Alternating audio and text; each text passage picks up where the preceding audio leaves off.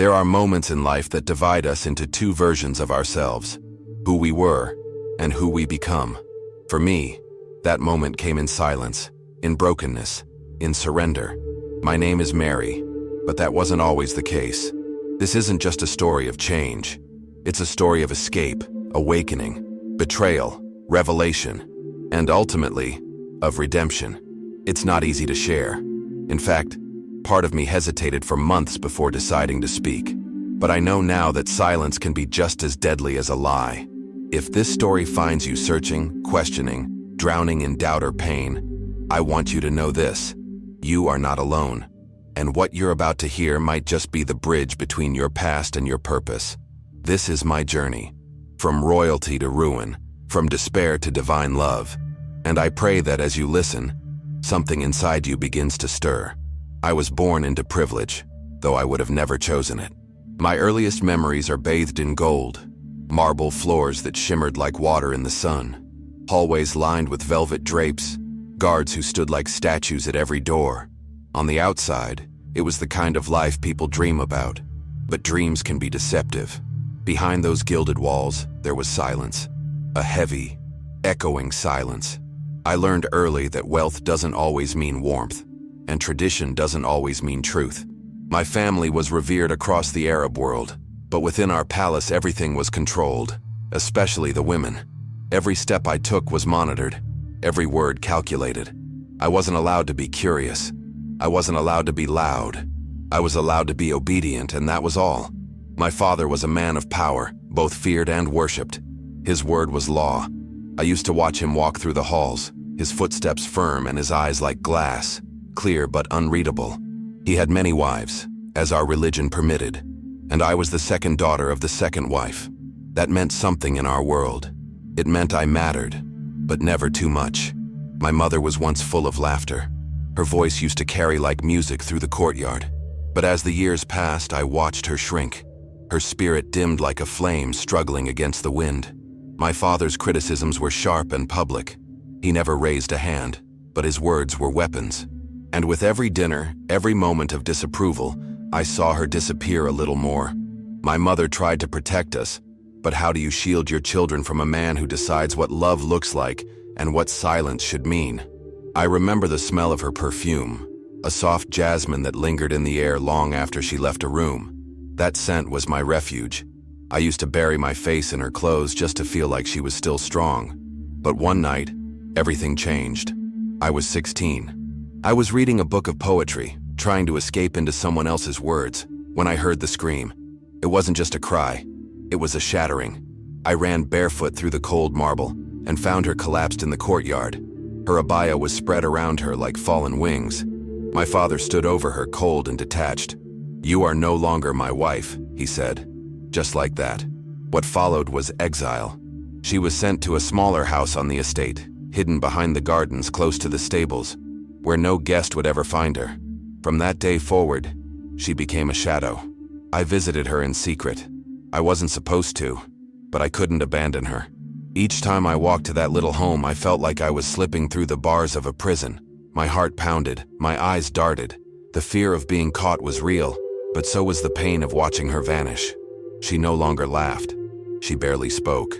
She sat by the window most days, staring out at nothing. When I brought her tea, she whispered, "I failed him.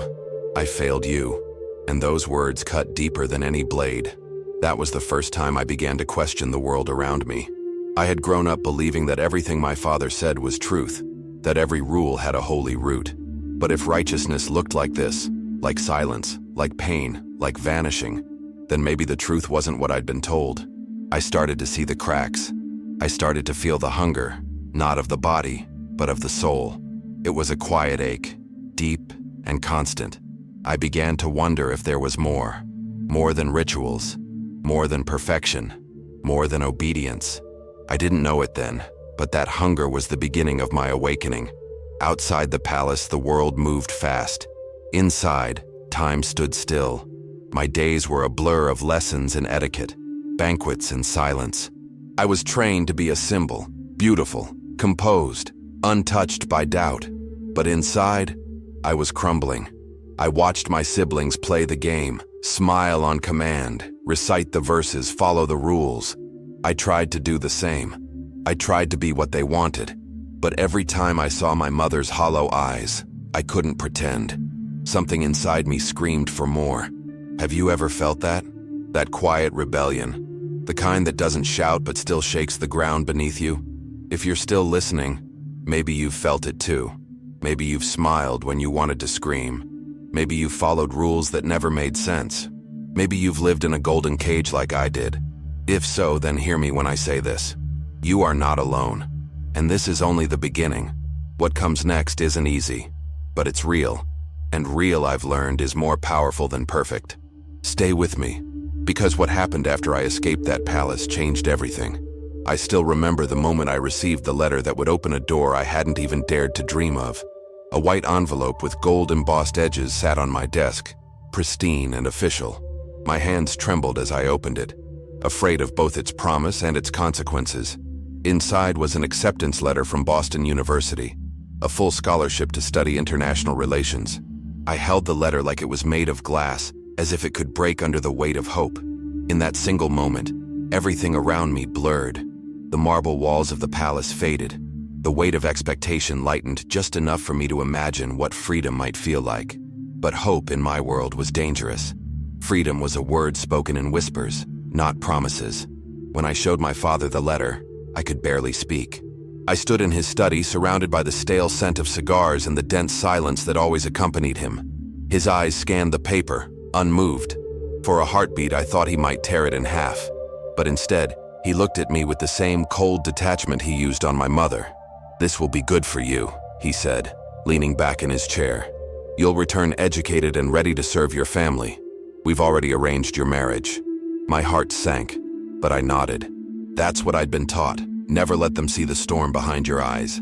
Inside, I was breaking, but outside, I was ice. He assigned a guardian to travel with me. A man named Faisal, older, calculating, always watching. His job wasn't to protect me, it was to report me, to ensure that no part of me drifted too far from the world I was born into. I boarded the private jet with tears behind my eyes and rebellion beneath my skin. As the plane lifted above the desert, I whispered a silent vow to myself. I would find a way to live. Not just survive, but live. I didn't know how. I didn't know what that life looked like, but I knew what it didn't look like. It didn't look like shame. It didn't look like silence. It didn't look like being someone else's property. Arriving in Boston was like stepping onto another planet. The air was crisp, and the wind carried a scent I couldn't name. Maybe change, maybe truth. My apartment overlooked the city. The buildings stood like sentinels, sturdy and modern, as if daring me to rebuild. For the first time in my life, no one bowed when I entered a room. No one told me to keep my eyes down. I was anonymous, and that anonymity felt like power. That night, I took off my hijab for the first time, alone in my room, facing the mirror. My hair spilled down my shoulders, unfamiliar and wild. I stared at the girl in the glass. For a second, I didn't recognize her. Then I whispered, "This is freedom."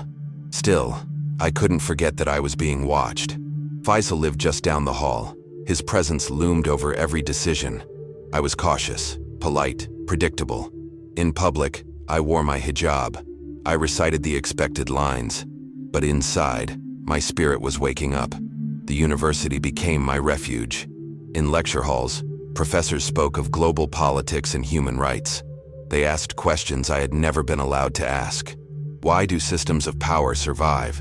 What justifies control? What does it mean to be free? Each class chipped away at the wall I had spent years hiding behind. And in the fragments of that wall, I began to find myself. Then came Sarah, a girl with blue eyes and a heart wide open. We met at a campus event, and her warmth was disarming. She spoke to me like I was just a person, not a princess, not a threat, not a responsibility, just me. She invited me for coffee, for cultural fairs, for walks in the city.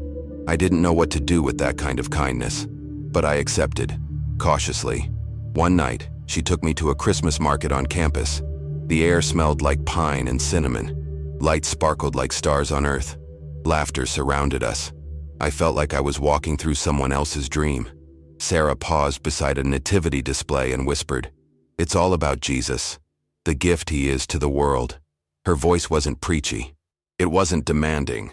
It was full of awe. And that somehow made it more powerful. Something inside me stirred, a quiet tremor I didn't understand. I'd been raised to see Jesus as a prophet, nothing more. The Trinity was considered blasphemy, but her words lingered. They haunted me. I went home that night with questions ringing in my ears. What if everything I'd been told wasn't the full story? What if there was more than fear, more than duty, more than submission? The seed was planted, and though I tried to ignore it, it began to grow. That seed of curiosity didn't just grow. It began to invade everything. I couldn't sit through my classes without wondering about Jesus. I couldn't walk past a church without slowing down. I found myself searching online, typing questions I never thought I'd ask. Is Jesus God? What do Christians believe about salvation? I was terrified someone would find my search history, but I couldn't stop. It was like something had been unlocked. Still, I didn't talk to anyone about it. Not even Sarah. Not yet. I kept my questions tucked away like smuggled treasure. Some nights I would open a Bible app on my phone and just read quietly under the covers, heart pounding with every verse. Then everything shattered again. It was a phone call. My sister Aisha, barely able to speak through her tears. Our mother had been hospitalized. She tried to hurt herself. She whispered. The world stopped spinning. I fell to the floor, the phone slipping from my hand. Guilt hit me like a tidal wave. I wasn't there. I had left her behind. I had escaped. And she had drowned. I called the hospital, but my mother wouldn't speak to me. She told the nurse, "Tell her I have nothing left." I sat on the edge of my bed, staring into the darkness, feeling every inch of failure settle into my bones. I began to unravel. Slowly at first. I started skipping classes. I couldn't concentrate. The pain was too loud. I didn't want to feel anything, so I looked for ways to numb myself. It started with parties, then drinks, then weed, then something stronger. Cocaine. The rush was a distraction, a lie I was willing to believe. I started disappearing, physically, emotionally, spiritually. I didn't care about my grades, I didn't care about Faisal. I didn't care about anything. I just wanted silence. Not the kind I grew up with, the kind that suffocates. I wanted silence that felt like forgetfulness, the kind that makes you disappear. The night I almost died, I wasn't trying to make a statement. I wasn't looking for help. I was just tired. So tired. I mixed too much. Pills, alcohol, powder. I collapsed on my bedroom floor, the world spinning out of control. My body was cold, my heart racing, then slowing, then almost stopping. But somehow, Sarah found me. She broke the door open. She screamed my name. She saved my life. The paramedic said my heart stopped for nearly a minute, that I was gone, that it was a miracle I came back. But I knew the truth. I hadn't come back on my own, because while my body lay lifeless on the ground, my soul was somewhere else. I saw a bridge, long, narrow, suspended over fire. I was barefoot, trembling, trying to cross, but every step was agony. I heard voices whispering my failures. Disgrace, hypocrite, traitor. And then I saw him, a man in white. His eyes didn't condemn me. They saw me, truly saw me. He walked across the flames like they couldn't touch him. He reached out his hand. "Mariam," he said. And when he said my name, it was like I finally existed, like I was no longer invisible, like I belonged to something that didn't require me to earn love to deserve peace. That man, Jesus, held me when I fell.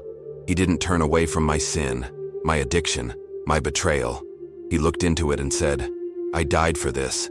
His love wasn't conditional. It wasn't forced.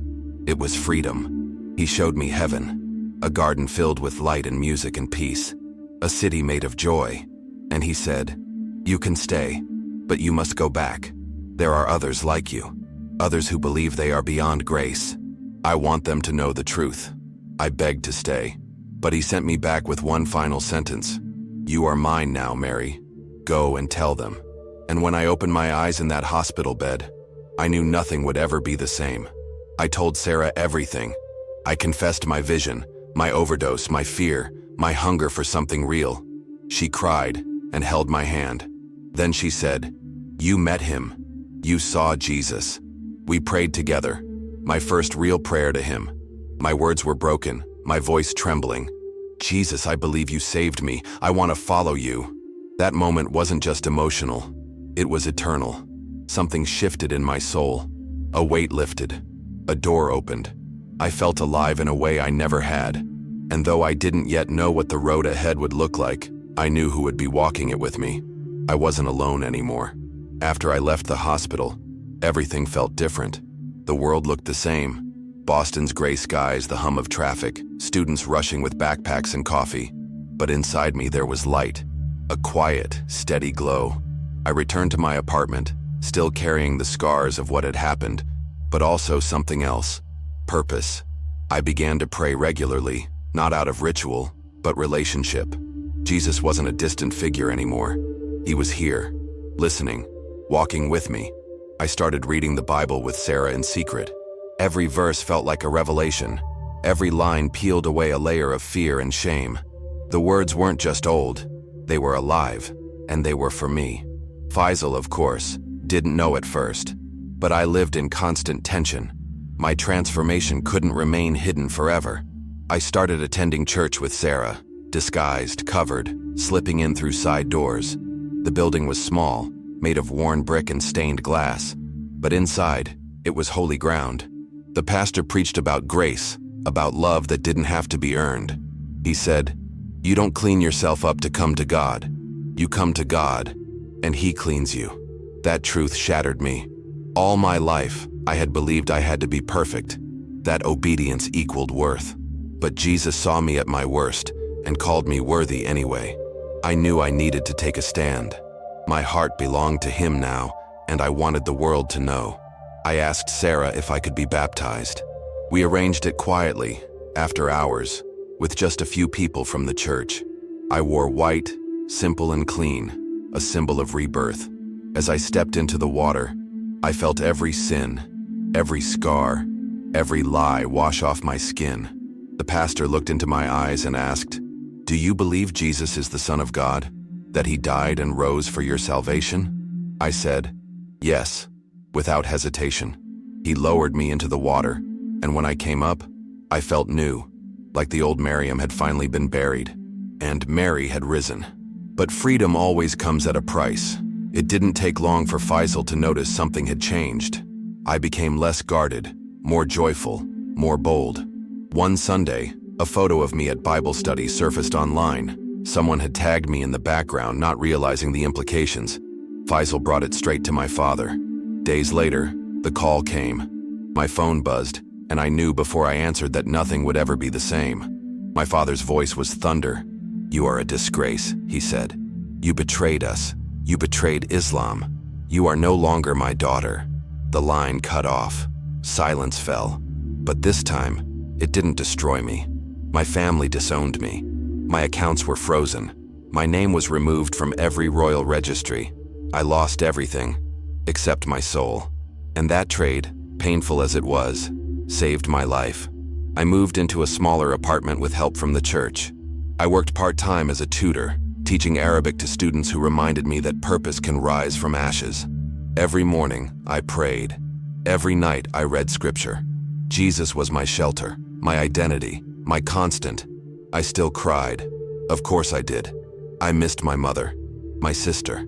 I grieved what I lost, but I also rejoiced in what I gained, because now, finally, I belonged. Not to a culture, not to a title, but to Him. Months passed. Then one day, a letter arrived, handwritten in Arabic, from my cousin, Noor. She had heard about everything. At first, she was angry, confused, but she had started asking questions, reading, searching, and now, she wanted to talk. She wanted to know why I changed. She wasn't ready to believe, but she was ready to listen. I wept as I read her words. A door had opened. A prayer had been heard. I wrote her back immediately, pouring my heart onto the page. "Come and see," I told her. "Not religion, not rules, just Jesus, just truth." It was the beginning of something beautiful, a seed, and I knew God would make it grow. I now speak openly in churches, telling my story not to glorify my pain, but to show the power of redemption. I speak to young women who feel invisible, to men who live in hypocrisy, to families torn between culture and conscience. I speak because silence almost killed me, and maybe, just maybe, my voice can help someone else live. Jesus didn't save me to hide me. He saved me to send me. And though the path ahead is uncertain, I walk it with peace. I am Mary. I am His. And I will never go back to the shadows again. If you've stayed with me until this point, thank you. Not just for listening to my story, but for opening your heart to its message. This isn't just about one girl escaping a palace or surviving an overdose.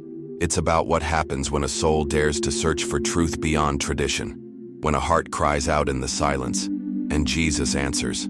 He didn't just rescue me from a hospital floor. He met me at my lowest, held my shame, and gave me a new name. He gave me freedom. He gave me peace. And if He did it for me, He can do it for you. Maybe you're in a place right now where the walls are closing in. Maybe you've followed every rule, worn every mask, and still feel empty. Maybe religion has left you tired, or family has made you feel like love has to be earned. I'm here to tell you, it doesn't. Jesus isn't offering more rules. He's offering relationship. He's not demanding perfection. He's offering forgiveness. The same voice that called me by name on that bridge between life and death, He's calling you now, quietly, powerfully, personally. You don't have to have it all figured out. You don't need to clean yourself up first. You just have to come to Him, right where you are, broken, doubting, curious, angry, numb. He can handle it. He wants to handle it. I used to believe that I was too far gone, that my shame was too deep, my failures too loud. But Jesus stepped into all of it, and when He said, "You are mine," everything changed. And now, I live to tell the world that the same hope is available to them. So if this story spoke to you, don't leave without taking a step. Subscribe to this channel to stay connected. Not because I need an audience, but because you need the truth. Share this video with someone you love who may be silently suffering. Comment below if you're questioning, searching, hurting. I will read every word. This is more than content. This is a calling. And if you feel the Holy Spirit stirring in your heart, then I invite you to say it out loud today. Jesus, I need you. I believe you died for me. I want to follow you. And if you prayed that prayer, or even just whispered those words in your heart, welcome home. Follow Jesus. Follow the truth. Follow the only one who can give you life beyond fear, life beyond performance, life beyond religion. You were never meant to carry this alone. You were never meant to remain in the shadows. Come into the light. There's space for you here. There's grace for you here. And your story is just beginning. I don't know your name. I don't know your pain. But I know this. Jesus sees you. And He's not afraid of your past. I used to be a hidden daughter in a palace of silence. Now I am a beloved daughter in the kingdom of heaven. And that transformation wasn't because of anything I did, but because of everything He is. Don't settle for a life of quiet suffering. Choose truth. Choose light. Choose Him. Thank you for being here with me today. Thank you for listening to my heart. I don't take it lightly. This connection we've made, it's real, and I hope it's only the beginning. Stay close. Stay engaged. Stay open. There's more to come. More stories. More truth. More hope. Until then, know this. You are loved, you are seen, and you are never alone. I'll see you soon. And until then, walk in the light and never stop seeking the truth.